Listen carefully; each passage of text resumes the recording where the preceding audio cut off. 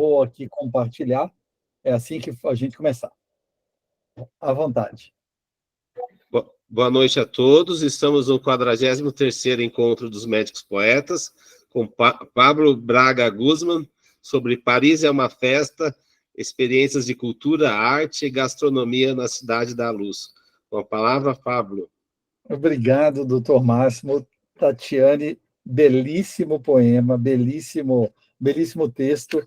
E aqui é realmente um ambiente de exemplo, né, de contaminação positiva, né, já que estamos aí nessa viralização positiva. É uma grande honra estarmos juntos e o fato de estarmos aqui me faz lembrar, algumas décadas atrás, desde a minha adolescência e desde que eu, propriamente, posso dizer, comecei a viajar. Então, o tema Paris é uma festa, eu vou contar para vocês uma história da existência de um sonho e uma proposta desafiadora, né? E eu vou mostrar aqui, compartilhar rapidamente, 40 segundos. Deixa eu só verificar se vocês verão. Isso, eu quero que vocês vejam esse vídeo de 40 segundos. Espero que chegue o som. Vamos lá.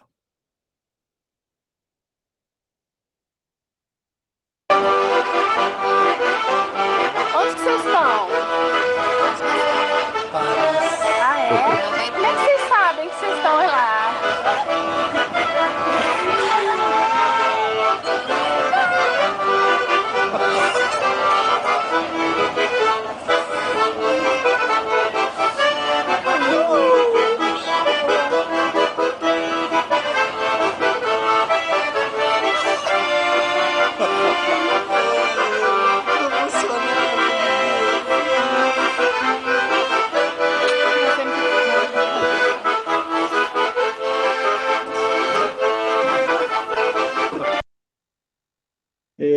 Então, esse vídeo que aconteceu em 1912, desculpa, 2012, ele foi o motivo do sonho começar a se realizar. O sonho, na verdade, foi viajar com amigos. Essa foi uma viagem que eu fiz com a minha irmã e o meu cunhado, e entre a passagem sobre o Sena, entre o metrô Biarritz e Passy, a gente tem a possibilidade de ver a Torre Eiffel. E nós fizemos isso como uma surpresa para ela no primeiro dia que chegamos em Paris. E aí nós chegamos à conclusão, por que não formar uma agência de viagens para viajar com amigos? Então, esse foi o grande objetivo, que eu saí de simplesmente, talvez, um médico anestesista com a especialização no Hospital Pitié-Salpêtrière, em Paris, e também depois um mestrado e doutorado, e me tornei, na verdade, um agente de viagens junto com a minha esposa. E, na verdade, tudo começou em 6 de outubro de 1997, quando nós pousamos em Paris. Foi a nossa primeira viagem internacional, a primeira viagem de avião dela.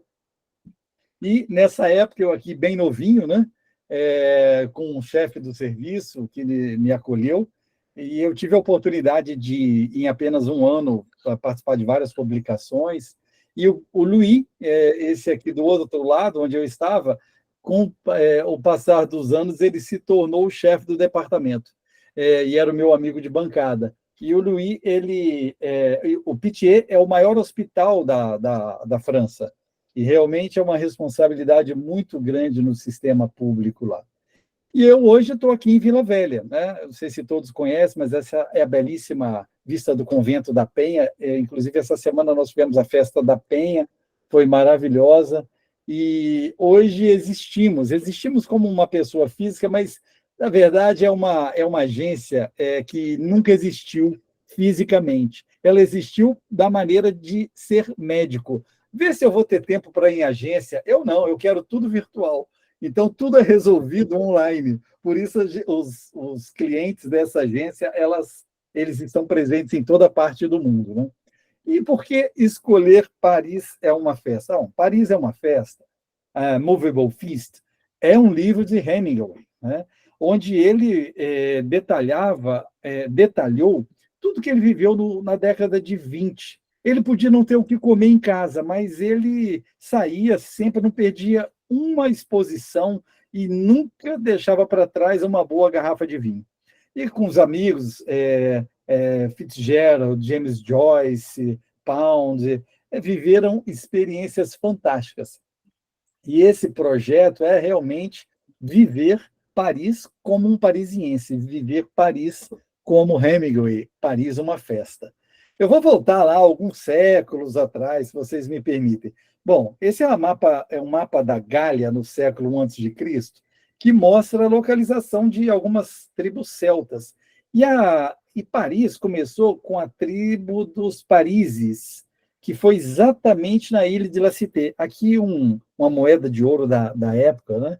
E, com o passar do tempo, ela foi colonizada pelos romanos, e Júlio César, próximo de 52 a.C., ele se apoderou da região e chamou a região de Lutécia. Lutécia, na verdade, é lama, lugar úmido, porque em volta da ilha de La Cité, de uns pântanos, ela era estratégica para proteger as pessoas que moravam ali. Então, Paris passou a se chamar de Lutécia. E, claro, todo mundo sabe, né, quem já foi a Roma ou visitou algum local que foi colonizado e desenvolvido pelos romanos, são extremamente desenvolvidos, né? E criaram, a partir da ilha de La Cité, a região mais ao sul, né? A região onde nós temos o Quartier Latin, nós temos lá resquícios, o Museu de Cluny, toda essa região aqui com escavações romanas. Ao norte também nós temos a Arena de Lutécia, que mostra,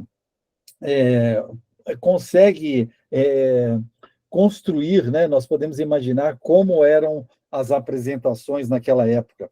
E naquela época tinha as divisões, né? A principal, Cardo, que era norte e sul, onde era a área administrativa, e o decúmano, que era as vias secundárias, onde as pessoas habitavam. E foi da palavra cardo que saíram os pontos cardeais. Vocês vejam que tudo faz parte realmente da história, né? E eu, passando rapidamente, falando um pouco, Paris está muito ligado também com a parte religiosa. A padroeira de Paris é Santa Genoveva. Santa Genoveva ela virou padroeira de Paris porque, na época, quando eles estavam lá em guerra e Átila, o Huno, queria invadir aquela região, Santa Genoveva espalhou uma fake news falando que na ilha de La Cité eles estavam em peste. Átila vazou para Orleans porque ficou com medo da peste. E, claro, ela não falou isso para ninguém. Aí todo mundo Santa Genoveva salvou Paris pelas suas orações, né? Então, existem os dois lados da história, né? O A, o B e o verdadeiro, né? Santa Genoveva ela tem uma estátua exatamente aqui na Ponte Naturelle, na parte de trás da ilha de La Cité, e é interessante que o escultor dessa estátua também fez parte da criação do Cristo Redentor, e ficou muito bravo, nem foi na inauguração dessa estátua, porque Santa Genoveva foi colocada de costas para Notre Dame. Então, isso gerou uma confusão danada na época. Mas estou falando de Santa Genoveva de 451 depois de Cristo, né? O que marcou a religiosidade francesa? Foi Clovis. Clovis foi o primeiro rei que, num campo de batalha, disse, né? Bom, Deus, se tu me concederes a vitória, eu crerei em ti e me farei batizar. Foi o primeiro rei que foi batizado pela Igreja Católica. Isso foi em 501. 498, na cidade de Reims. Então, desde então, todos os reis passaram a ser coroados em Reims.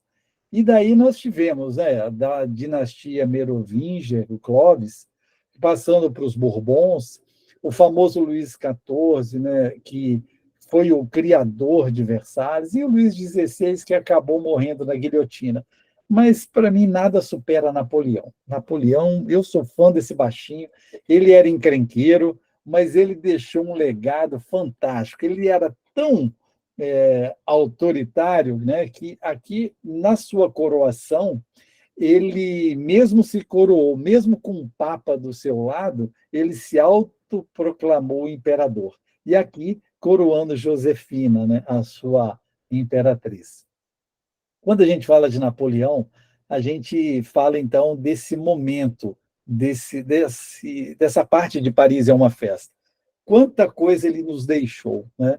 A, a Place Vendôme, com o seu obelisco, Arco do Triunfo, que foi construído exatamente para celebrar as suas vitórias, a Église de Madeleine, e até mesmo Les Invalides, que é onde ele está enterrado, né? Um domus tão grande, tão fantástico, para simplesmente ter os restos mortais de um antigo imperador, né? E ele deixou um legado de mudanças, né?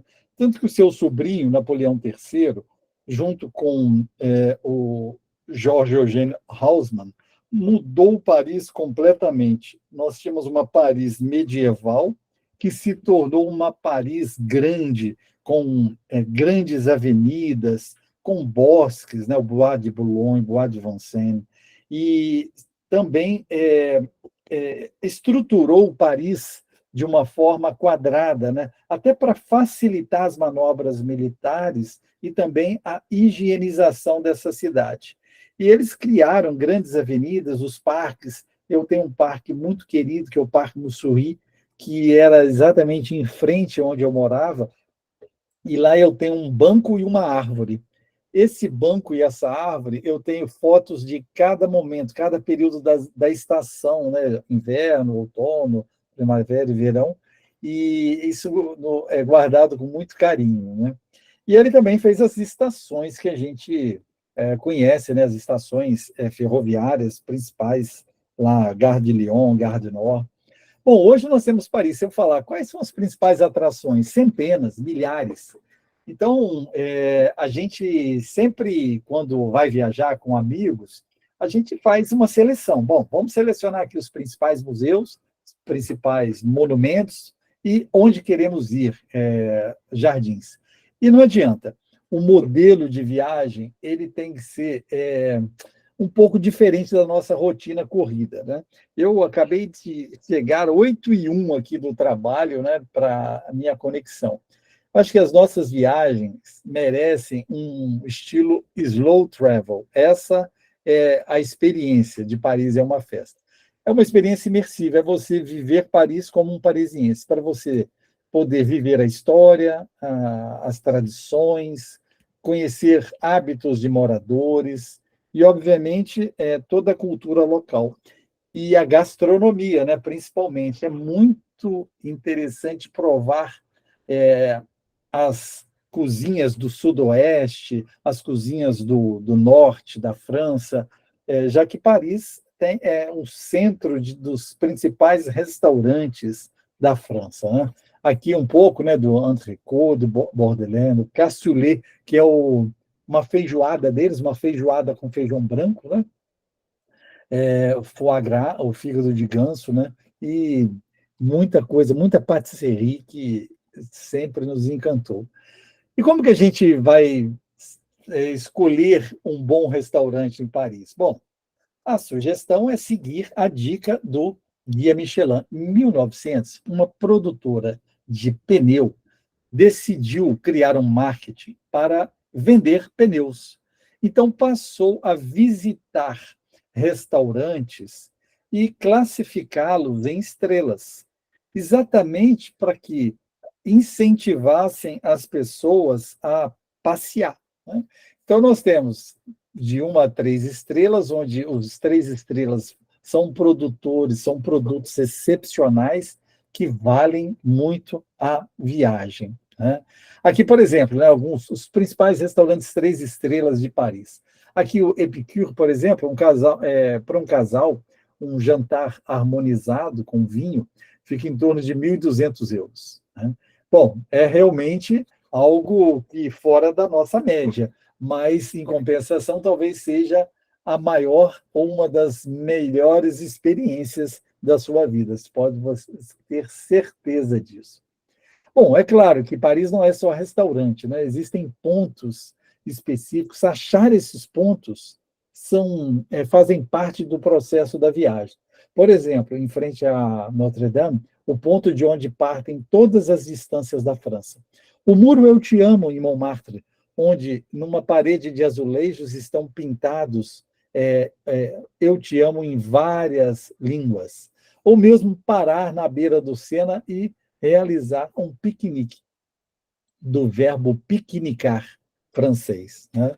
É, Dentro desse conceito de arte e cultura, é claro que a gente também tem que escolher museus. E aqui eu trago para vocês os principais museus, ou pelo menos os mais visitados, né? Então, os 4 principais museus de Paris, pelo menos em número de visitantes, é o Museu do Louvre, d'Orsay, o Centro Georges Pompidou e o Museu Rodin. Lá eles dividem, basicamente, né, os museus nacionais, como o Louvre, d'Orsay, os que pertencem à cidade de Paris, como o Petit Palais, Carnavalet, e os museus privados, né, como a Fundação Louis Vuitton. Então, existem os museus, na verdade, eu prefiro dividir essa escolha de museus. Bom, os principais, que a gente já sabe, né? Todo mundo já ouviu falar no Louvre, né? É, já ouviu falar de Rodin, né? E os fora do óbvio. Os foras do óbvio são museus que, por exemplo, tem museus de artes da Oceania, como o Quai Branly, de artes decorativas que mostram aquilo que nós usamos no nosso dia a dia pode se tornar uma importância artística, né? O Petit Palais, que tem uma área excelente de passeio interno. O Grand Palais, que normalmente serve mais para visitação e para exposições, e Louis Vuitton. Louis Vuitton é uma grande fundação, né, uma coleção particular do Bernard Arnault, que é o atual presidente do grupo LVMH, que é a Louis Vuitton, e tem também algumas caves de champanhe, né? E é um local muito bonito, muito próximo do Bois de Boulogne, que vale a visita. Os secretos, que a gente chama de secretos, porque quase ninguém sabe que ali no próximo da Place de la Concorde, na chegada da Champs-Élysées, no Jardin des Tuileries, existe um museu Orangerie, que tem produtos, não, que tem as pinturas de Monet, as ninféias de Monet, que foram pintadas em Giverny na casa dele, né? Museus particulares, né, de famílias, e por aí vai, né? E museus temáticos, né? A grande galeria da Evolução, no Jardin des Plantes, que mostra lá a reconstrução de dinossauros, baleias empalhadas, é uma grande loucura. O Museu de l'Armée, que é a história das guerras francesas e europeias, onde Napoleão está enterrado, no Les Invalides, e o Museu Carnavalet, que conta a história de Paris, né? E, claro, a gente fala de arte, cultura, mas também de bem viver. Paris é um local para se fazer atividade física, para estar do lado de fora, né? Aqui, a minha primeira experiência, minha primeira maratona, que foi corrida na França, a maratona de Médoc, na região do vinho. Aqui uma foto para o movimento Médicos Atletas, que é para concorrer num calendário que eles fazem todos os anos, e a facilidade de alugar uma bicicleta e sair pedalando pelas ruas, principalmente de noite, aproveitando a ausência ou do trânsito, né? E a luminosidade de Paris. Bom, na verdade, eu posso dizer que Paris é realmente uma festa e cabe dentro de uma taça. Esse conteúdo cultural, esse sabor, essas experiências, essas emoções, elas foram feitas realmente para serem vividas, mas principalmente compartilhadas, né? Talvez seja muito chato visitar Paris sozinho. Eu já fui algumas vezes em congressos e ficava perdido, sentindo a falta da minha esposa, porque nós moramos juntos lá em 97, 98, quando eu fui fazer a parte da minha formação. E hoje a proposta é realmente, né, com a anuência do Máximo, trazer essa ideia de sermos Paris é uma festa. O que é Paris é uma festa?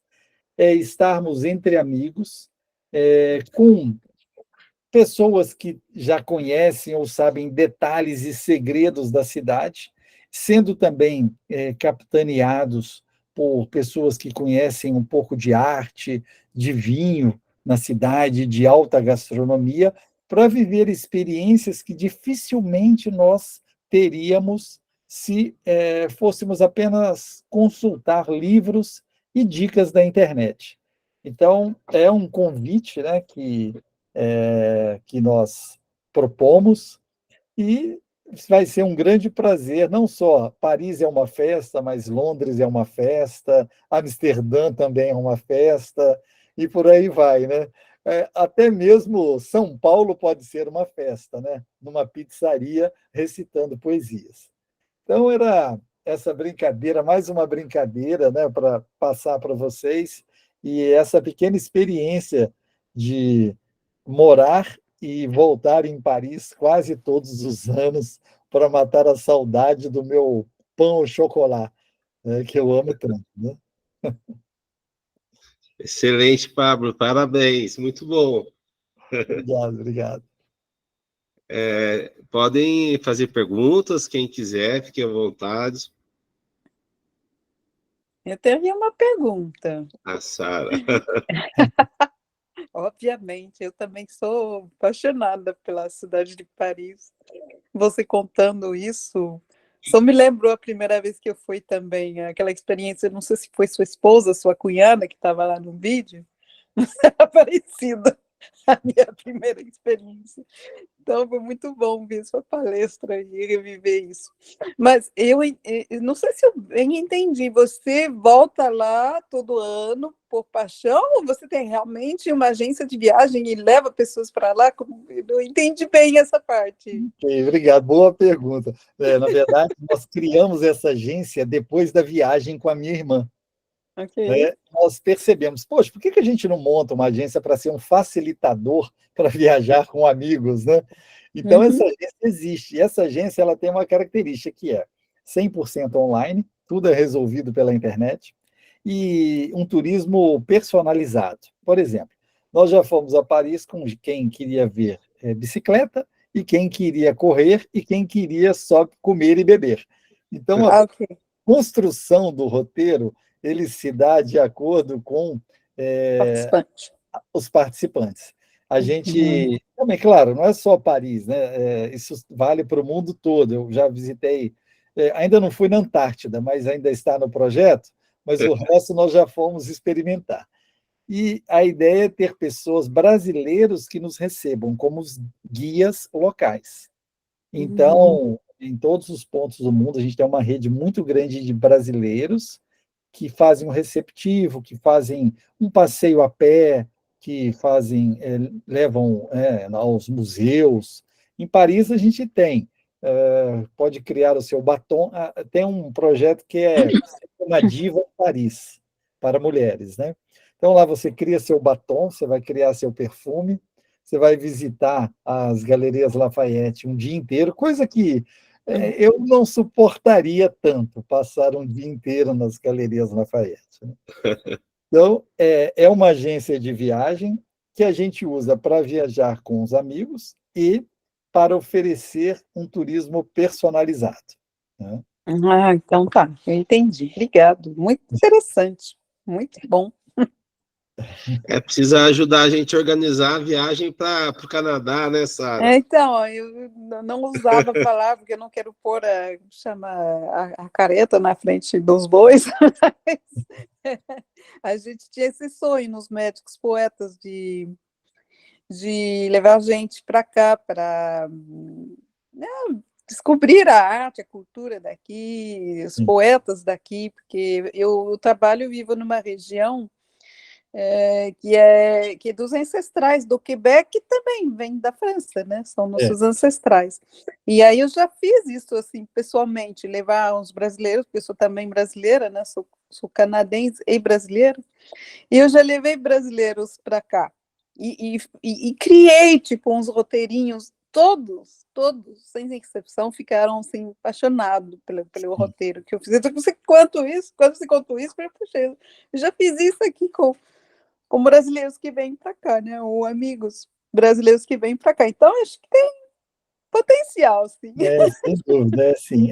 O fato é de essa logística, né, de muitas pessoas assim, uma dúzia de pessoas, né, tem que ter um pouco de expertise mesmo, porque são muitos detalhes mesmo, né? Sim, sim, não tem que ter uma organização. Eu fiz isso para amigos ou amigas, tipo um casal, 2, 3 pessoas, mas assim, os roteiros que eu fiz foram muito apreciados pelas pessoas, né? Vamos É montar legal. isso. Então, é interessante o seguinte, que a gente é muito legal, é muito fácil organizar uma viagem, né? Você compra tudo pela internet, sua passagem, com milhas, o hotel, tal. Quando dá tudo certo, que maravilha! Quando dá um probleminha, é você contra tudo, né? Então, é Exatamente. muito complexo. Existem coisas que vale a pena a gente deixar com um profissional dessa área, porque quando o problema acontece, ele impacta no seu sonho, né, na sua experiência, e é bem desagradável, né? Mas Uhum. isso faz parte da viagem. Também é legal viajar e passar perrengue, né? É, A gente bom, vai tem uma tentar idade ir. para os perrengues, tem uma idade onde a gente quer menos perrengues. Mas deixa eu te falar, o que eu gostei do que você falou, assim, por trás desse empreendimento de você, que é fantástico, é essa coisa de ter uma pessoa local que conhece esses caminhos que não são tipicamente turísticos, né, mas que tem tanta beleza, se não mais, que aqueles mais conhecidos, né, aqueles mais que são os sujetos de É, pacote é, evidente, né, que isso, que todo mundo conhece. isso. E eu acho que essa questão que eu fiz ver, as pessoas aqui vieram e para eles Canadá é tipo Niagara Falls, sabe? Eles tinham umas imagens muito preconceito, né? Prefeita do que seria o Canadá, e aí eles viram coisas que não imaginavam ver. Foi bem bom. Que bom. Mas assim, eu concordo, tem que ser uma coisa super organizada. E eu sou médica ainda, eu não Nós pulei para esse organizamos, lado. profissionalmente, nós fizemos 3 eventos na Alemanha, em Dresden, Uhum. que foi um curso de ventilação e ECMO, né? Um, uma, um estilo de tratamento para pacientes que têm choque, parada cardíaca ou falência Ok. pulmonar. E porque um amigo era o chefe do serviço lá em Dresden, e o hospital tinha 1.500 leitos, e a gente se organizou durante 3 anos, passávamos uma semana lá com ele. Então foi fantástico, porque quando que um colega brasileiro poderia conseguir entrar num hospital alemão, participar de situações de Uhum. pesquisa, então isso é muito legal. Então, assim, em Paris, por exemplo, eu tenho essa pretensão de passar realmente alguns dias com alguns colegas no Pitié, porque pô, é o maior hospital da França, então é, vale o passeio pelos corredores do hospital. Que lá você vê assim, aqui quem trabalhava aqui? Henri Pinel. E aqui? Charcot. Esse aqui? É do Babinski. Então você. Entendi. Bom, vocês vão talvez rir do que eu vou falar, mas quando eu moro no Canadá, mas eu tenho uma moradia tanto no Canadá quanto no Quebec. Quando eu trabalhava aqui no Brasil, quando eu trabalhava no Brasil, eu trabalhava no sistema público, para fazer assistência domiciliar nas favelas. E os canadenses que vinham me visitar no Brasil, às vezes queriam conhecer, eu levava eles no serviço público brasileiro, ficavam apaixonados. Olha, você está vendo, tem várias formas de fazer as pessoas viajarem, porque para eles ver o que tinham ouvido falar, ver as pessoas felizes, né? Eu lembro de um comentário que me davam as pessoas que vinham do Canadá nas favelas onde eu trabalhava no Brasil. Sara, como que eles têm uma roupa mais branca que a gente?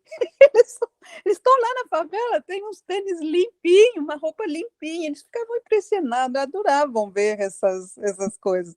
Então, tem esse tipo de turismo, eu acho que já tem, né, agências especializadas nisso Sim, no Brasil, mas, assim, o brasileiro quer conhecer fora do Brasil, né? Isso é normal, é humano, né? Mas a curiosidade humana de conhecer a realidade do outro, ela é universal, né? E é muito bom poder tramitar nela, né? Através da poesia, né, Máximo? Com certeza, com certeza. Conhecer um pouco da história, ter uma imersão de realidade local, né? Eu sou apaixonado também. Eu também. Eu espero viver muito tempo para poder fazer isso. E talvez uma viagem com o Pablo, quem sabe? Vamos sim, vamos fazer a nossa Médicos Poetas. Vamos fazer um sarau no Bassin de la Villette, um local que quase ninguém vai. E Manoir Richelieu de Charlevoix. Então, fica o convite para todo mundo, né, seguir a agência, né, que na verdade é da minha esposa. Eu sou o diretor de inovação e sonhos. Eu invento moda, ela faz. Né? Professor Pardal. Depois divulga o site para a gente, tá, Pablo? Tá joia. O Instagram tá lá, né? E a gente faz loucuras pelo mundo. Já casei em vários locais. O último foi em Las Vegas pelo Elvis Presley. Que bacana. Muito bom, muito bom. Bem. Que bacana. Mais perguntas? Fiquem à vontade. Tati, Ana Paula, Dani, Tânia. Eu só queria fazer um comentário, eu queria pedir desculpa, porque eu queria perguntar alguma coisa à Aninha, mas eu não entrei a tempo para ouvir a palestra dela. E não sei se é a mesma coisa para vocês, mas aqui a gravação era, não a gravação, o som era muito entrecortado, então estava difícil de ouvir bem o que ela falou. Infelizmente, eu não sei se é isso para todo mundo, mas para mim foi, então eu não consegui captar a essência no final ainda, cheguei bem no final para poder perguntar alguma coisa para ela, me parecia muito, muito interessante também. Sim. Mais perguntas? Vamos partir para o encerramento poético, então. Tânia, por favor. Olá, tudo bem? Quanta gente, engraçado como nós estávamos conectados de alguma maneira na sequência, muita gente aqui passou pela mesma empresa, né? Pela AxisMed, eu fiquei sabendo o Máximo, a Sara, e eu também passei por lá. A Dani também é de lá. Coisa interessante, a Dani. A Tatiane. Sim, conheço. Tatiane, nossa, a gente tem uma jornada longa juntos, então é interessante, né? Como temos uma conexão aí de interesses. Quando eu conheci, gratidão, Máximo, porque você tem sido muito gentil e tem sido ponte, tá? Então, na verdade, eu trouxe um trechinho do livro que foi um filho, né? Não sei se vocês, os colegas também já escreveram um livro. Foi uma jornada, assim, emocionante. Eu escrevi um livro que lançou no ano passado, no finalzinho, chamado Mentes Caóticas.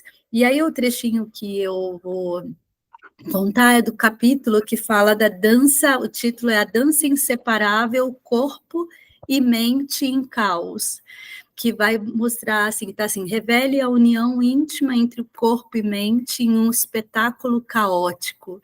Compreenda a corporeidade da mente e a mente do corpo, como eles se entrelaçam em uma dança intrigante. E esse capítulo, então, ele vai falar ele vai explicar um pouco, e até tem alguns conceitos, assim, interessantes de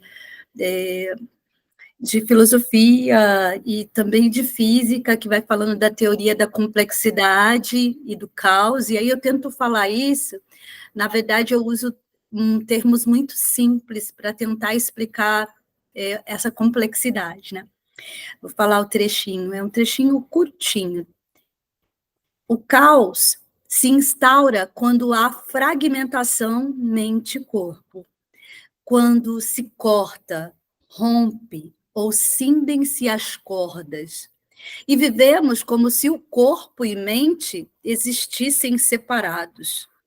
O caos é a ponte que desabou diante de nós e nos deixou desolados de um lado, separados do outro, perdidos, impedidos de juntar as pontas das cordas que conectam nossa jornada. As partes que são o nosso próprio e único caminho.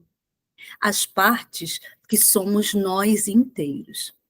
O caos é quando não conseguimos criar um novo caminho, quando não insistimos em voltar para a ponte desabada e insistir em qual caminho devemos tomar.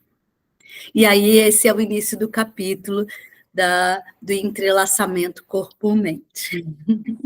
Parabéns. Parabéns, muito legal. Parabéns. Eu fiquei muito feliz, o livro acabou... Agora eu estou com o desafio de imprimir, né? Lançar o livro impresso, eu lancei ele na Amazon, e aí ele foi um best-seller na categoria Medicina e Saúde, e agora é isso, assim, ampliar esse conhecimento do que é medicina integrativa, né? Para as pessoas, e a psiquiatria de estilo de vida, né, que agora, finalmente, aqui no Brasil, acho que aí, para a Sara, no Canadá, é muito mais, né, a medicina de estilo de vida, e até essa área, a psiquiatria de estilo de vida, né, muito na Austrália, no Canadá, é muito valorizado, enfatizado. No Brasil, isso está chegando como um movimento mais forte agora, e o livro fala muito disso. Já quero também me conectar, falei um pouquinho com o Pablo, estou estreando essa semana um podcast chamado Sintonize.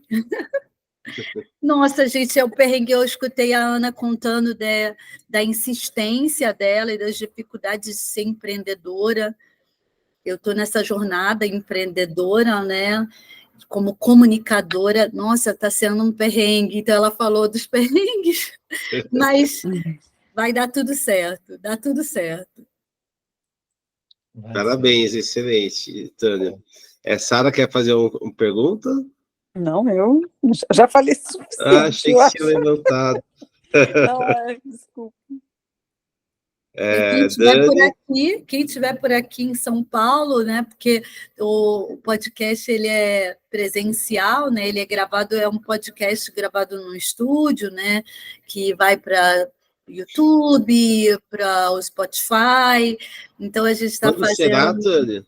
Então ele vai estrear amanhã, se Deus quiser. A gente que horário?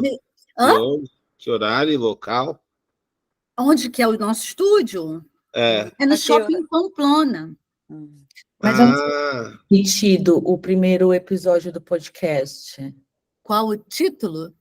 Não, aonde vai ser transmitido? Ele está sendo gravado, os episódios estão gravados, né?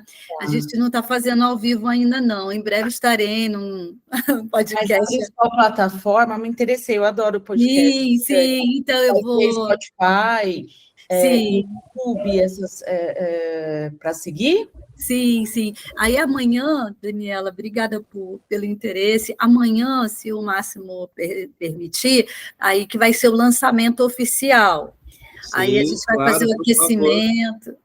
Eu estou muito empolgada, gente, porque o meu sonho, a Tati viu isso em 2013. E eu já falava para ela que eu ia ser famosa, que eu ia ser uma médica comunicadora. E quando eu estava no Santa Marcelina, a Sara falou da saúde pública, quando eu estava no Santa Marcelina, em 2003, quando a irmã Monique, eu trabalhava muito com comunicação, eu queria ser uma médica comunicadora, então eu não abria a mão dos projetos de saúde coletiva, sabe? De estar fazendo trabalho no intersetor e tudo. Então, agora, com 26 anos de formada, eu estou realizando um sonho. Eu falava com a Tati, eu vou ser comunicadora, eu vou... E agora é esse sonho. Aí você está fazendo isso. Que legal. Você é psiquiatra? Eu sou psiquiatra, mas eu sou uma psiquiatra muito... Arrojada. Sou fã. Arrojada, uma psiquiatra É que eu arrojada. sou médica de família. Eu acho que você, Sara, é médica de família, Máximo é médica de família. Sim. Eu sou médica de família, o Máximo também, e a gente aqui no Canadá, a psiquiatria faz parte da nossa formação também, né? A gente, atualmente, no Canadá, a gente está atuando muito em psiquiatria, né? Por Eu causa tive da... muito choque com a psiquiatria, na verdade, porque eu era médica de família já há mais de 10 anos, quando eu fui fazer a residência. Eu fiz saúde então pública. você é formada também em psiquiatria, além da Eu medicina de família. fiz primeiro, trabalhei como médica, eu fiz saúde pública e trabalhei como médica de família durante 10, 11 anos. Aí eu resolvi fazer psiquiatria, nossa, foi um choque muito grande, porque eu nunca deixei de ser médica de família.